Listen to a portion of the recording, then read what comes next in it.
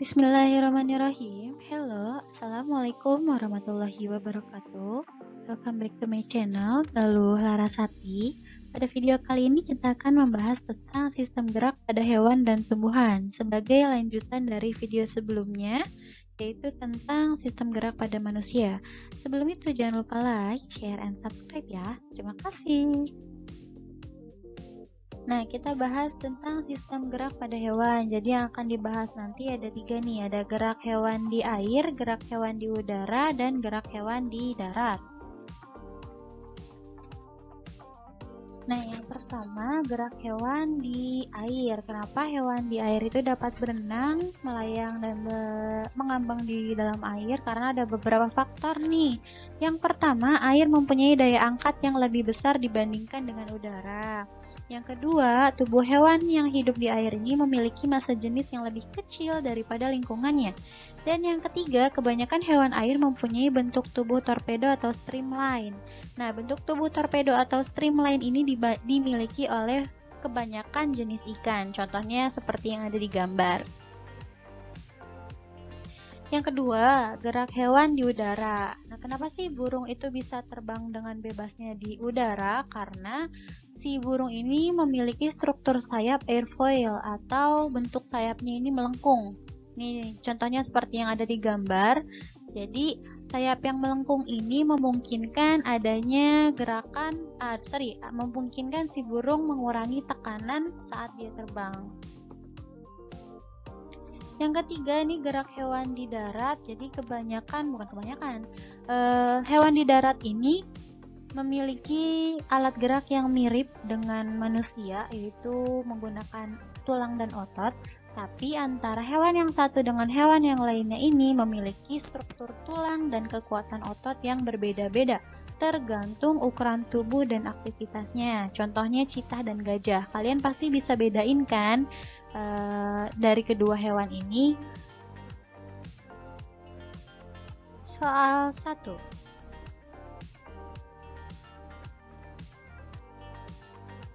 Nah, lanjut ke sistem gerak pada tumbuhan. Jadi jangan kalian kira bahwa tumbuhan itu tidak bergerak. Tumbuhan kan makhluk hidup, jadi udah pasti bergerak, karena bergerak adalah salah satu ciri dari makhluk hidup. Geraknya seperti apa? Nanti kita bahas.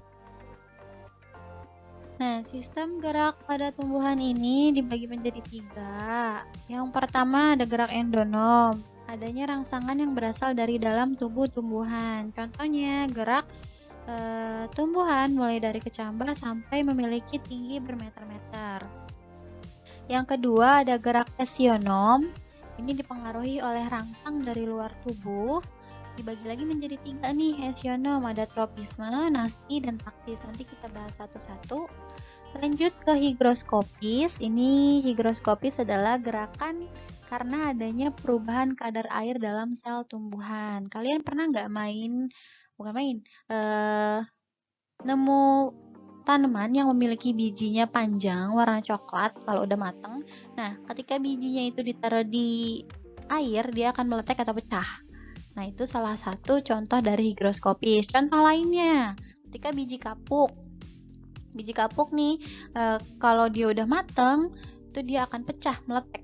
Karena kadar air dalam bijinya itu berkurang. Gitu, itu contoh juga dari higroskopis. Balik ke esionom dibagi menjadi 3. Tadi ada tropisme, yaitu gerakan dari karena adanya rangsangan dari luar tubuh, tapi geraknya ini menuju ke arah datangnya rangsangan. Terus ada nasti. Kalau nasti ini tidak dipengaruhi arah datangnya rangsangan. Dan ada taksis. Nih, taksis berpindah tempat yang dipengaruhi oleh rangsangan.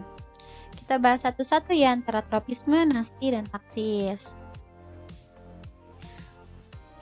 Oke, yang pertama, fototropisme, gerakan karena rangsangan cahaya. Ingat, kalau tropisme itu gerakan menuju arah datangnya rangsangan. Berarti kalau fototropisme berarti gerakan tumbuhan menuju arah datangnya cahaya. Contohnya dari gambar nih, ini tumbuhan ini bergerak menuju arah datangnya cahaya. Yang kedua ada geotropisme, ini gerak karena rangsangan yang berupa gaya tarik bumi. Nah, kita lihat di gambar, jadi ini ada gerakan akar yang menuju ke arah pusat bumi, disebut sebagai geotropisme positif. Sedangkan gerakan tumbuhan yang menjauhi pusat bumi disebut sebagai geotropisme negatif. Masih tropisme, ini ada hidrotropisme, jadi gerakan akar yang menuju sumber air.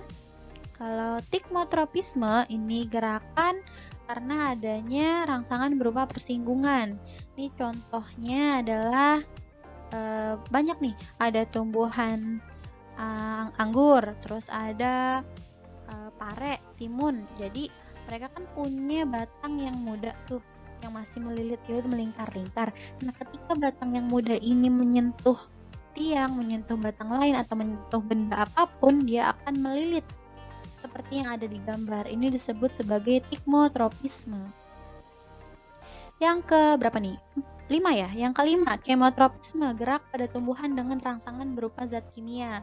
Contohnya di gambar dilihat, ini banyak akar yang justru menuju ke pupuk. Ya, setelah beberapa hari ini, kan yang sebelah kanan itu kan dikasih pupuk. Jadi setelah beberapa hari, akarnya ini banyak yang ke arah pupuk, karena pupuk itu tergolong ke dalam zat kimia. Lanjut gerak nasti, ingat kalau nasti itu tidak dipengaruhi oleh arah datangnya cahaya. Yang pertama ada fotonasti, ini sama-sama dipengaruhi oleh cahaya, bedanya kalau fotonasti ini tidak mengikuti arah datangnya cahaya. Contohnya nih di gambar ini adalah bunga pukul 4. Kenapa dinamain bunga pukul 4? Karena mereka hanya mekar pada sore hari atau tepatnya pada pukul 4. Tanaman ini nama ilmiahnya adalah Mirabilis jalapa. Jadi ketika udah sore hari nih, sinar matahari sore nih kembang pukul 4 ini baru bisa mekar. Yang kedua, ada seismonasti atau tikmonasti, ini rangsangan berupa sentuhan. Kalian pasti sering nemu nih ya, putri malu atau mimosa pudica. Ketika kalian sentuh, itu daunnya akan menutup. Nah, beberapa saat kemudian dia akan membuka lagi. Masih tentang nasti, ini ada niktinasti. Jadi adanya rangsangan berupa gelap. Ya, ketika malam hari, daun dari pete Cina ini akan menutup gitu. Karena udah gelap nih, nggak ada cahaya. Tapi ketika nanti pagi hari dan siang hari, dia akan membuka lagi. Lanjut ke termonasti, ini dipengaruhi oleh suhu. Jadi contohnya bunga tulip, ini bunga tulip yang masih kuncup adalah contoh dari termonasti. Jadi ketika suhunya rendah atau dingin, bunga tulip ini akan menguncup. Ketika suhunya tinggi atau panas, bunga tulip ini akan mekar seperti gambar yang sebelah kanan. Ke taksis, ingat taksis itu gerakan berpindah tempat ke arah datangnya rangsangan. Yang pertama, fototaksis. Ini contohnya Euglena viridis. Ini bukan real tumbuhan ya, tapi protista mirip tumbuhan. Gitu. Jadi Euglena viridis ini bakalan bergerak menuju arah datangnya cahaya, biar klorofil yang ada di dalam tubuhnya itu bisa melakukan fotosintesis, sehingga mereka mendapatkan energi deh, gitu. Masih taksis juga, ini ada kemotaksis. Ingat kalau kemoan itu berarti zat kimia. Contohnya ini ada tanaman lumut. Ya. Kita lihat di sini ini ada antheridium. Ini adalah alat kelamin jantan dari tumbuhan lumut. Ini ada archegonium, ini alat kelamin betina dari tanaman lumut. Antheridium akan menghasilkan sperma. Nah, sperma ini dapat berjalan menuju si sel telur yang terdapat di archegonium. Kenapa ibaratnya si sel sperma ini bisa mendeteksi keberadaan sel telur? Karena sel telur ini memiliki zat kimia tertentu yang dapat dibaca, yang dapat dideteksi sama si sperma gitu. Soal kedua. Jadi ada 6 soal ya totalnya ya.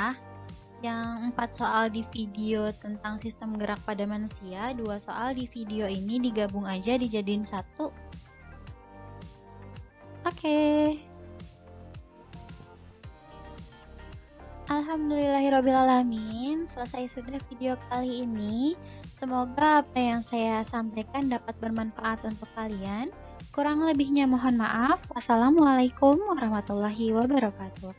See you again. Bye-bye.